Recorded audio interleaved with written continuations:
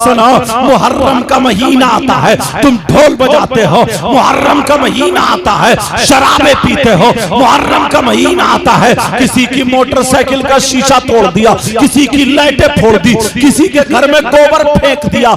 यहाँ तक के और चलो, 10 मुहर्रम को करबला शरीफ जाते हो या नहीं जाते हो? बोलो। 10 मुहर्रम को करबला शरीफ में क्या होता है? हमारे यहाँ पर क्या होता है? हमारे यहाँ पे मेला लगता है, मगर जरा सुनो, तुम्हें तुम्हारी तारीख भुला दी गई है। 10 मुहर्रम को क्या हुआ था? करबला में नबी के शहजादे, नबी के नवासे इमाम हुसैन शहीद हुए। 3 दिन के भूखे प्यासे लेटे हुए थे।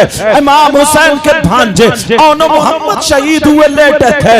अरे यही तक नहीं, हुसैन पाक के बेटे शहीद हुए, लेटे थे। भतीजे शहीद हुए, लेटे थे। भैया हजरत अब्बास के कटे हुए बाजू शहीद हुए, लेटे थे। सैयदजादियों के खेमे में आग लगा दी गई थी। 3 दिन के भूखे प्यासे थे। करबला में उनकी आंखों में आंसू थे, उन पे जुल्म ढाए जा रहे थे, मगर वो सब्र का दामन थामे हुए थे। दुनिया को पैगाम दे रहे थे, हम अपने बच्चे दे सकते हैं मगर दीन नहीं दे सकते हैं। हम अपनी जानें दे सकते हैं मगर इस्लाम नहीं दे सकते हैं।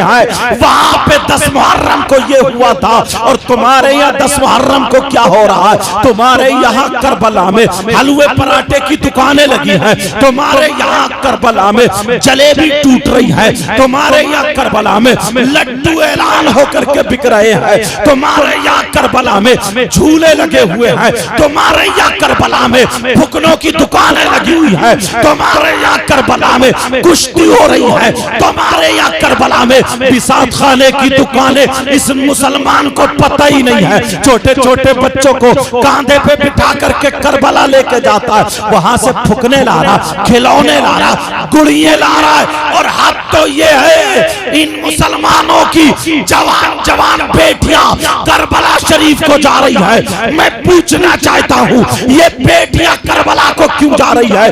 जरा बताओ, करबला क्यों जा रही है? फैशन करके, लाली लगा के, क्रीम पाउडर लेके, मोबाइल हाथ में है और करबला को जा रही है। बिसात खाने की दुकान में वहां पे क्रीम पाउडर खरीदे जा रहे हैं, और लफंगे 10-20 लड़के, लफंगे लड़के वो औरतों के मेले में टकराते फिर रहे हैं, औरतों के मेले में घूम रहे हैं। इन्हें शर्म आनी चाहिए। ये औरतों के मेले में ये छक्के छक्के, ये लफंगे लफंगे औरतों के मेले में घूम रहे हैं। मैं पूछना चाहता हूँ, औरतों के मेले में क्या कर रहे हैं? इन्हें क्या बुंदे खरीदना है? इन्हें क्या चूड़ी खरीदना है?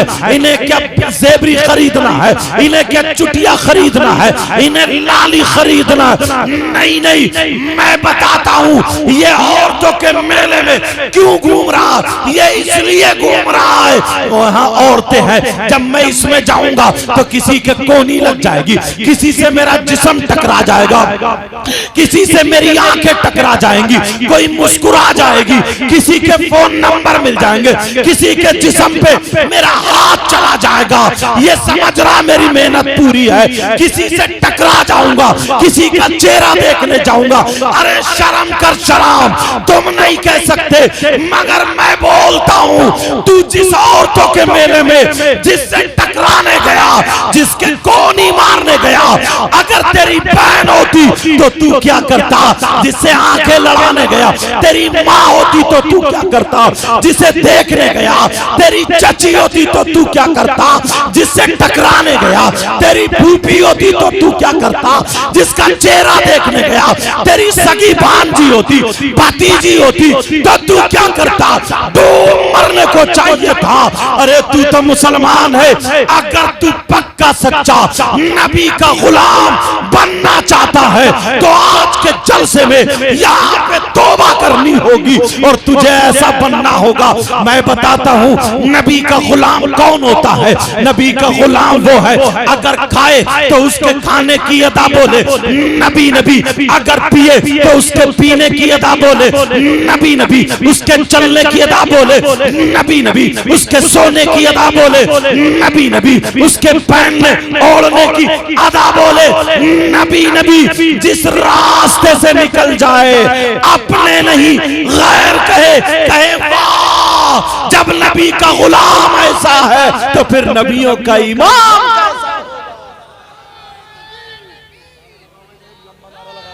रिसालत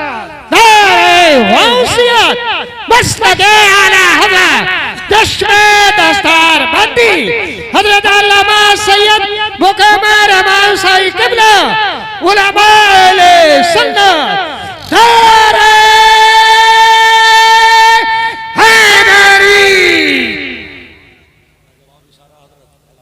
तुम्हें मालूम है, जानते हो आज हालात कैसे हैं। हजरत माइक पे बोलने की बातें नहीं होती मगर फिर भी बोल जाता हूँ। आज दिल कटता है, आंखें कटती है। नौजवानों तुमसे बड़ी उम्मीदें हैं हमारी। बेटा बातें मत करो थोड़ी देर, तुमसे बड़ी उम्मीदें वाबस्ता है। तुम्हें मालूम है उस जगह का नाम लेना नहीं चाहता हूँ। अभी मैं रांची के आगे था 2-4 दिन पहले, बंगाल उधर झारखंड समझे तकरीर करने गया था। वहां की 3-4 लड़कियां गैर मुस्लिम लड़कों के साथ लखनऊ में पकड़ी गई। समझे वहां की इधर की गैर मुस्लिम लड़कियां मुसलमानों के लड़कों के साथ में पकड़ी गई। तुमने जो अपनी बेटी को आज मोबाइल दे दिया ना, समाज में आग लग रही है। आग, सही बता रहा हूं, समाज में आग लग रही है। कितनी मुसलमान बच्चियां गैर मुस्लिमों के साथ, कितनी गैर मुस्लिम बच्चियां मुसलमानों के साथ। तुम क्या समझते हो इस्लाम इसकी इजाजत देता है? हरगिज नहीं देता प्यारे। इज्जत इज्जत होती है। जैसे अपनी बहन बेटी की इज्जत करते हो वैसे ही अगर गैर मुस्लिम की बच्ची है उसकी भी वैसे ही इज्जत करना। नबी का गुलाम वो नहीं होता है कि अपनी बहन बेटी की इज्जत बचाए दूसरे की लूटे। नबी का गुलाम वो नहीं होता है। नबी का गुलाम वो होता है जब चले तो नजरें नीचे करके चले, जब चले तो नजरें झुका करके चले।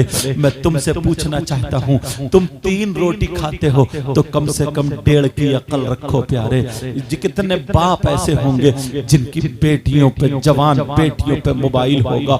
अब मुझे बताओ, तुम्हारे यहाँ शादी होती होगी, अगर 50 बच्चियां होंगी, सही बता रहा हूँ सुन लेना मेरी ये बातें, अगर 50 बच्चियां होंगी तो एक बच्ची के भी सर पे दुपट्टा नहीं होगा, उसके सीने पे दुपट्टा नहीं होगा, दुपट्टा इधर आधर पड़ा होगा। अरे तू कैसा बाप है, अपनी जवान बेटी का जिस्म देख रहा है। तू कैसा भाई है, अपनी सगी जवान बहन का जिस्म देख रहा है। तू कैसा चचा है, अपनी भतीजी का जिस्म देख रहा है। तू कैसा मामू है, अपनी भांजी का जिस्म देख रहा है। पहले लोगों से पूछो, पुराने लोगों से पूछो, अगर इनमें कोई पुराना हो, इनकी बहन इनके सामने संभल के खड़ी नहीं होती थी। छोटा भाई बड़े भाई के सराहने नहीं बैठता था। बीबी शौहर के सामने गूंगी हो जाती थी। और आज तो हालात ये हैं, शौहर गया काम करने, ये मोबाइल लेकर के दूसरों से बातें करने निकल गई। कई बच्चे हैं, शौहर किसी का दिल्ली चला गया और ये मोटरसाइकिलों पे घूम रही है, ये होटलों पे जा रही है। बहुत अंदर की बात बता रहा हूं, हो सकता तुम्हें बुरी लगे, लेकिन प्यारो सुन लेना, आज दुख हमें ही होता है। अरे तू कैसी है, तुझे शर्म आनी चाहिए। कितनी बेगैरत औरत है जिसके कई बच्चे हैं, उस शौहर का खा रही है, उसके साथ में धोखा कर रही है, दगा कर रही है। और यहाँ तक के जब पता चल जाता है ना तो मौका देख करके भाग जाती है। और कितने मर्द भी ऐसे हैं, मर्द, इन्हें तो शर्म आनी चाहिए कि बीबी घर में जवान है, दूसरी औरतों के पास जाते हैं। तुम्हें शर्म आनी चाहिए। तुम्हारे घर में बच्चे हैं, तुम्हारे घर में बीवी है, वो बेचारी तुम्हारा इंतजार कर रही है। मेरा शौहर आता होगा, खाना खाना है, पानी पीना है, कपड़े लाना है। शौहर को तू बीवी को इतना मारता है, इतना पीटता है, अरे तुझे खबर भी है, और दूसरों की बीवियों के साथ में तू गुलछर्रे उड़ा रहा है। जरा तूने नबी की हदीस नहीं सुनी है। ओ लोगों सुनो, अब ऐसी हदीस सुनाने जा रहा हूं कि तुम्हारा कलेजा मुंह को आ जाएगा। ये हदीस जरा तवज्जो से सुन लेना। ये हदीस किन लोगों के लिए है? ये हदीस उन लोगों के लिए है जिनकी जवान बेटियां हैं बगैर दुपट्टों के घूम रही हैं, जिनकी जवान बेटियां हैं फैशनीले कपड़े पहन करके आवारा घूम रही हैं, जिनकी जवान बेटियां हैं मोबाइलों पे चैटिंग कर रही हैं, मोबाइलों पे बातें कर रही हैं, जिनकी जवान बेटियां हैं गैर लड़कों से मिल रही हैं। ये उनके लिए है। वो शौहर जो अपनी बीवी को तमाशा बनाए पड़ा है, ये उनके लिए है। जरा सुनो, नबी फरमाते हैं, आका फरमाते हैं, मेरे नबी का बयान है, 3 लोग मेरी उम्मत में ऐसे हैं जो हरगिज़ जन्नत में नहीं जा सकते। मेरे नबी फरमाते हैं, मेरी उम्मत में 3 लोग ऐसे हैं जो हरगिज़ जन्नत में नहीं जा सकते। अरे कौन कौन है जो जन्नत में नहीं जा सकते? एक तो माँ बाप का नाफरमान है, वो जन्नत में नहीं जा सकता। दूसरा कौन नहीं जा सकता? सुनो, दूसरा दय्यूस जन्नत में नहीं जा सकता। अरे दय्यूस कौन है? दय्यूस वो माँ बाप है जिसकी बेटियां आवारा घूम रही हो, जिसकी बेटियां गैर लड़कों से मोबाइल पे बातें कर रही हो, वो माँ बाप दय्यूस है, दय्यूस है। और नबी फरमाते हैं दय्यूस जन्नत में नहीं जा सकता। और नबी जिसे मना कर दे तो कोई पीर उसे जन्नत में नहीं ले जा सकता। अगर नबी मना फरमा दे, कोई मौलाना जन्नत में नहीं ले जा सकता। अगर नबी मना फरमा दे तो उसकी नमाजें जन्नत में नहीं ले जा सकती, उसके रोजे जन्नत में नहीं ले जा सकते। नबी मना फरमा दे तो कोई माई का लाल उसे जन्नत में नहीं ले जा सकता। और जिसकी बेटियां आवारा घूम रही है वो हरगिज़ जन्नत में नहीं जाएगी। ये नबी का फैसला है। बेटा माइक को संभालो, थोड़ा माइक को थोड़ा बढ़ाओ।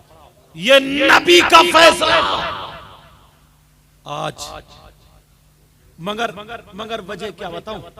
अब्बा है, अब्बा सबसे पहले तो ये अब्बा ही पिटने का है। माफ करना, बात थोड़ी कर रही। अरे तू कैसा पागल इंसान है? कौन सा ऐसा रिश्तेदार है जो मोबाइल पे बात करने को बेटी के लिए दे दिया? इसका कौन सा कारोबार चल रहा है? ट्रक चल रहा है, बसें चल रही हैं, फैक्ट्री कारखाना क्या चल रहा? क्यों दिया बेटी को मोबाइल? अगर मोबाइल नहीं देता क्या पूरा खानदान भूखा मर जाता? पूरा खानदान खत्म। आज जो ईसाइयों का तरीका घर में, यहूदियों का तरीका घर में, ये सारे तरीके इसी मोबाइल के जरिए। जो लड़की रामपुर दोराहा से निकल के कभी बाहर नहीं गई, उसके पास बंबई का फैशन कहां से है बोलो? उसके बाल कहां से कटे? तू तो भैया है ना भैया, तू तो कम से कम अपनी बहन के सर पे आंचल रख देता। मगर भैया तो इतना बड़ा नचकैया है, भैया का पता ही नहीं चलता है इधर का या उधर का, बीच का है, बीच का। बाज बाज तो बिल्कुल छक्का लगता, छक्का। न दाढ़ी न मूछ, ऐसा लगता जैसे उबला हुआ आलू।